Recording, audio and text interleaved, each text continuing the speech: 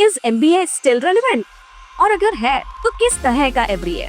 तो सोचो, अगर एमबीए इररिलेवेंट होता तो इतनी बड़ी कंपनीज हर साल एमबीए ग्रेजुएट्स को हायर क्यों करती? और अगर एमबीए करना ही सक्सेस की गारंटी है तो एमबीए करने के बाद भी बच्चे डाउट में क्यों है? तो मतलब प्रॉब्लम तो कहीं और है। तो मुझे लगता है प्रॉब्लम एमबीए में नहीं है, उस एमबीए में है जो दुनिया बदलने के बाद भी खुद नहीं बदला। पहले बिजनेस काफी प्रिडिक्टेबल थे, मार्केटिंग अलग चलती थी, फाइनेंस अलग चलता था और टेक्नोलॉजी अलग चलती थी। पर आज के टाइम में अगर एक प्रोडक्ट लॉन्च करना है तो आपको मार्केटिंग भी समझनी पड़ेगी, एआई भी समझना पड़ेगा, कस्टमर साइकोलॉजी भी समझनी पड़ेगी और डेटा भी समझना पड़ेगा। सिंपल मतलब सारी चीजें कनेक्टेड है। इसलिए एमबीए का ओरिजिनल पर्पस आज भी रेलेवेंट है। प्रोडक्ट्स को समझना, कस्टमर्स की प्रॉब्लम सॉल्व करना, टीम के साथ काम करना और अनसर्टेनिटी में डिसीजन लेना। ये स्किल्स एआई रिप्लेस नहीं कर रहा। It has just changed the way we work but not what businessman need. तो एआई सजेशंस और रिकमेंडेशंस दे सकता है, लेकिन कॉन्टेक्स्ट समझना, ट्रेड ऑफ को इवैल्यूएट करना और सही डिसीजंस लेना, ये आज भी ह्यूमन जजमेंट पे डिपेंड करता है। बहुत सारे एमबीए आज भी वैसे ही चलते हैं जैसे वो शायद आज से 10-15 साल पहले थे।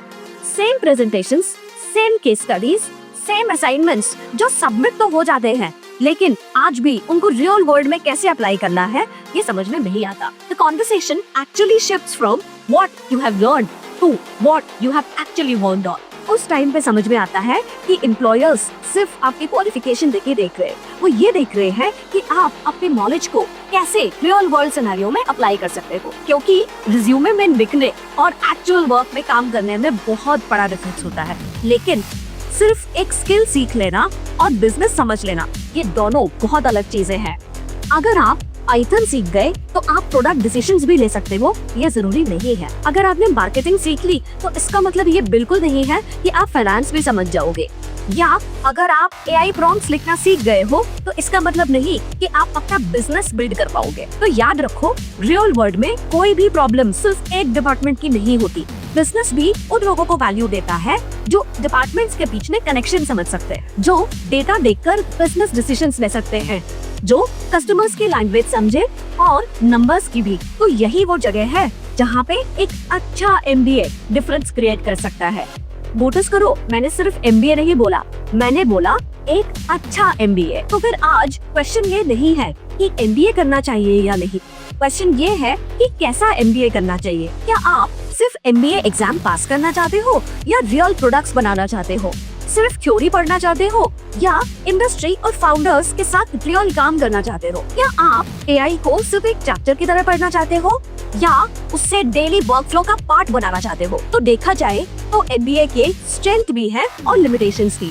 स्ट्रेंथ तब जब आपको सिर्फ सब्जेक्ट्स के नाम ना सिखाया जाए, बट आपको बिजनेस सोचना भी सिखाया जाए। जब आप कस्टमर्स को समझना सीखो, जब आप डेटा के बेसिस पे डिसीजन ले लो और जब आप डिफरेंट फंक्शंस को कनेक्ट करना सीख जाओ। लिमिटेशन तब है जब सिलेबस सिर्फ कंप्लीट करने के एक्सटेंड तक रह जाए।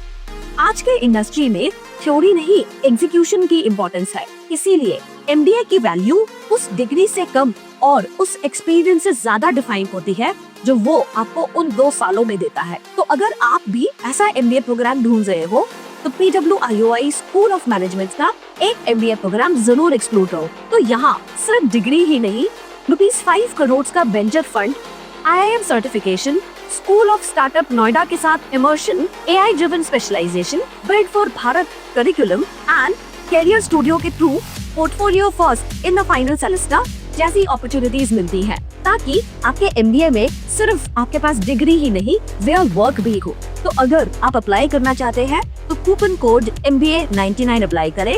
आपकी रजिस्ट्रेशन फीस ₹1000 से डायरेक्टली ₹99 हो जाएगी। सोच समझ के डिसीजन ले। मिलते हैं अगले वीडियो में।